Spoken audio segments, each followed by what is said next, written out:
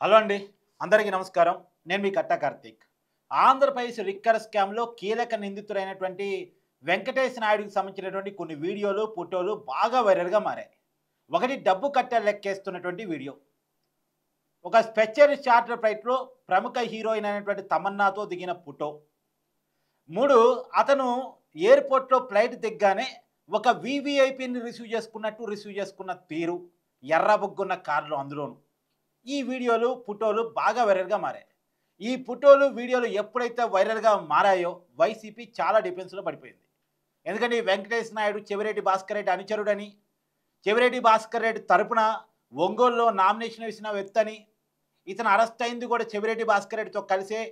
చెవిరెడ్డి భాస్కర్ రెడ్డితో కలిసి కొలంబో వెళ్తా ఉంటే ఎయిర్‌పోర్ట్ అధికారులు, ఇమిగ్రేషన్ అధికారులు వీళ్ళని అడ్డుకున్నారు, వీళ్ళని అరెస్ట్ చేశారు, తర్వాత సిట్ అధికారులు పోయి వీళ్ళని పట్టకొచ్చారు అనే విషయం బయట సమాజానికి తెలుస్తుంది, చర్చనీయాంశంగా మారుతుందని వెంటనే వైసీపీ వెంకటేశ్వర నాయుడికి సంబంధించిన ఇంకొన్ని ఫోటోలు వైరల్ చేసింది. అంటే అతను చంద్రబాబు నాయుడుతో దిగిన ఫోటోలు, అతను కొంతమంది టీడీపీకి సంబంధించిన ఎంపీలతోటి, కేంద్ర మంత్రులతోటి దిగిన ఫోటోలు, ఇలా కొన్నిటిని వైరల్ చేసే ప్రయత్నం చేసింది.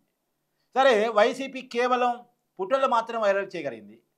కానీ అప్పటికే వెంకటేశ్వర నాయుడికి సంబంధించిన విషయాలు మొత్తం సమాజంలో చర్చనీయాంశమైనవి. అంటే వెంకటేశ్వర నాయుడు ఎవరు? ఒక చిన్నపాటి ఈవెంట్ చేసుకునేటువంటి వ్యక్తి. కర్నూలు, నంద్యాల, హైదరాబాద్ పబ్బుల్లో ఒక చిన్నపాటి ఈవెంట్ చేసుకునే వ్యక్తి అని, జూనియర్ ఆర్టిస్టులు మెయింటైన్ చేసేవాడని. అలాంటి వ్యక్తి 2011లో చెవిరెడ్డి భాస్కర్ రెడ్డి పరిచయం ఏర్పడిన తర్వాత ఒక్కసారిగా అతని లైఫే మారిపోయిందనే విషయం బయటకు వచ్చింది. ఎందుకంటే ఒక చార్టర్ ఫ్లైట్‌లో ఒక పెద్ద హీరోయిన్‌తో దిగిన ఫోటో బయటకు వచ్చిన తర్వాత అతని లైఫ్ స్టైల్ ఏంటి అన్నది ప్రజలు మొత్తం చర్చించుకున్నారు. ఇది లిక్కర్ స్కామ్‌లో డబ్బులు కట్టలతో వీడియో కూడా వచ్చిన తర్వాత, ఓహో! ఈ డబ్బుల వల్ల ఇతను ఎంజాయ్ చేయగలిగాడు, లిక్కర్ స్కామ్‌లో ఇతను కీలకమైన వ్యక్తి అనేది ప్రజలందరూ మాట్లాడుకున్నారు. ఇప్పుడు ప్రజలందరి చర్చని ఆపటం కోసం వెంకటేశ్వర నాయుడు భార్య రంగంలో దిగారు. ఆమె కోర్టులో పిటిషన్ దాఖలు చేశారు. ఆమె దాఖలు చేసిన పిటిషన్ ఏంటంటే, వెంకటేష్ నాయుడు పర్సనల్ మొబైల్‌లో ఉండేటువంటి వీడియోలు బయటకు ఎలా వస్తున్నాయి? వెంకటేష్ నాయుడు మొబైల్‌లో ఉండేటువంటి ఫోటోలు బయటకు ఎలా వస్తున్నాయి? కాబట్టి ఆ ఫోటోలు, వీడియోలు బయటికి రాకుండా ఆపాలి. దానివల్ల మీడియా ట్రయల్స్ జరుగుతూ ఉన్నాయి.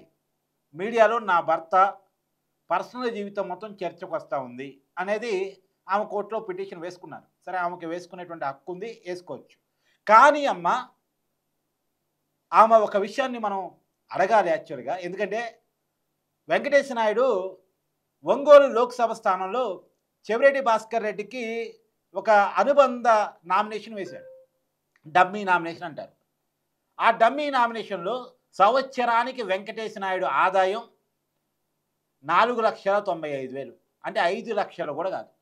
5 లక్షల ఆదాయం కూడా లేని, ఎందుకంటే ఇయాలపు 5 లక్షల ఆదాయం లేని వాళ్ళు ఎవరు ఉండరు. ఒక ఆఫీస్ బాయ్ ఆదాయం కూడా 5 లక్షలు ఉంటుంది. కానీ 5 లక్షల ఆదాయం కూడా లేని వెంకటేశ్వర నాయుడు ఒక చార్టర్ ఫ్లైట్‌లో ఎట్ట తిరగగలిగాడు? ఒక పెద్ద హీరోయిన్‌తో ఫోటోలు స్పెషల్ ఫ్లైట్‌లో సింగిల్‌గా ఎలా దిగగలిగాడు? తర్వాత కోట్ల డబ్బులు లెక్కబెడుతూ వీడియోతో ఎలా దొరకగలిగాడు? చెవిరెడ్డి భాస్కర్ రెడ్డితో కలిసి ఫ్లైట్ ఎక్కే స్థాయికి ఎలా ఎదిగాడు? తర్వాత అతను ఫ్లైట్ దిగితే ఒక 5 లక్షల ఎంప్లాయీకి ఒక ఎర్ర బుగ్గ కారు వచ్చి వీవీఐపీ లాగా రిసీవ్ చేసుకోవటం ఏంటి? ఈ ప్రశ్నలకు ఖచ్చితంగా సమాధానం కావాలిగా. ఈ చర్చ సమాధానం జరగాలిగా. ఎందుకంటే అతను లెక్కబెట్టిన డబ్బు కావచ్చు, అతను ఎంజాయ్ చేసిన డబ్బు కావచ్చు, అతను తిరిగిన చార్టర్ ఫ్లైట్ కావచ్చు, ఎవరి ఆ డబ్బులన్నీ? ఆంధ్రప్రదేశ్ ప్రజలు లిక్కర్ తాగి ఆరోగ్యాలు చెడగొట్టుకున్న డబ్బే కదా. తప్పుడు మద్యం దాగి డబ్బులు కట్టేసి, అంటే క్యాష్ అండ్ క్యారీ పద్ధతిలో డబ్బులు కట్టేసి అడగోలుగా మోసపోయినటువంటి దానికి సంబంధించిన డబ్బేగా. ఇక్కడ ప్రజల ప్రాణాలు పోయినాయి, ప్రజలకు సంబంధించిన లివర్లు, కిడ్నీలు పోయినాయి ఆ నకిలీ సారా మద్యాన్ని తాగటం ఫలితంగా, ఆ కల్తీ ఆల్కహాల్ తాగటం ఫలితంగా. కానీ ఆ డబ్బులతో వీళ్ళు ఎలా ఎంజాయ్ చేశారో ఆ ప్రజలకు తెలవాలిగా. ఆ ప్రజల్లో తెలిస్తేనేగా రియలైజేషను, మన డబ్బుతో ఇలా చేశారా అని తెలవటానికి. అంటే ప్రజల్లో అవి చర్చనీయాంశం కాకూడదా? అవి వ్యక్తిగత సొమ్ము అయి ఉంటే ఎవరికీ బాధ లేదు. కానీ అతని ఆదాయం 5 లక్షల కంటే తక్కువ. అతనే చెప్పాడు నామినేషన్ పత్రంలో.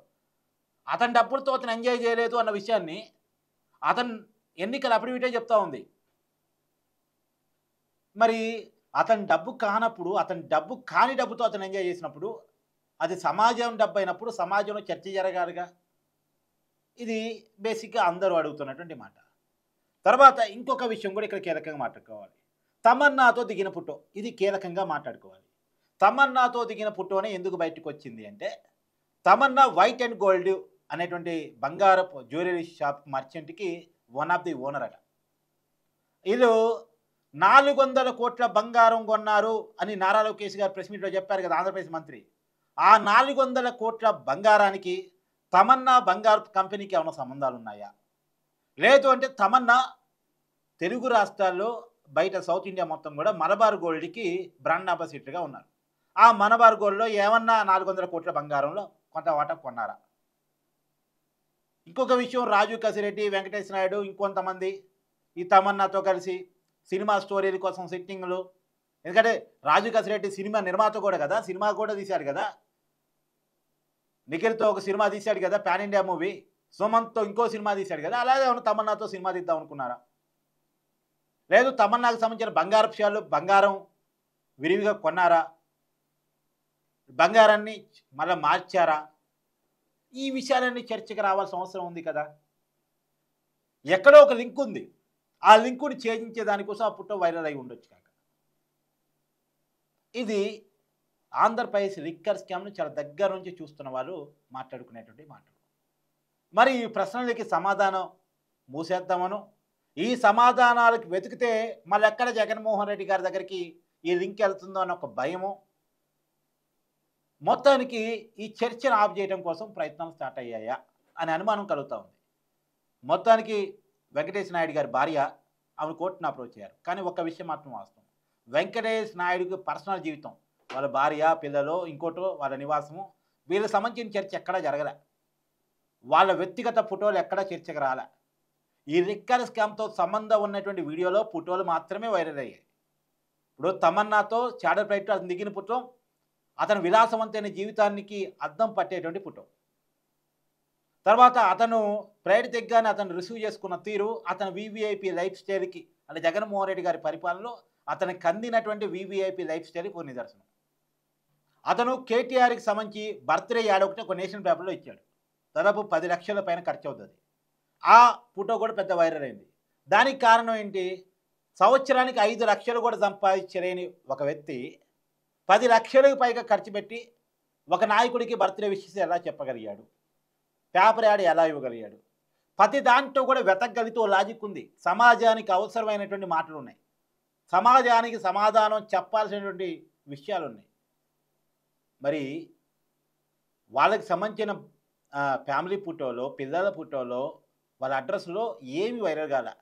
సమాజానికి సమాధానం చెప్పాల్సిన వీడియోలు, ఫోటోలు మాత్రమే వైరల్ అయ్యాయి. మరి వాటికి సమాధానం దొరుకుతుందా లేదా చూడాలి. Thank you.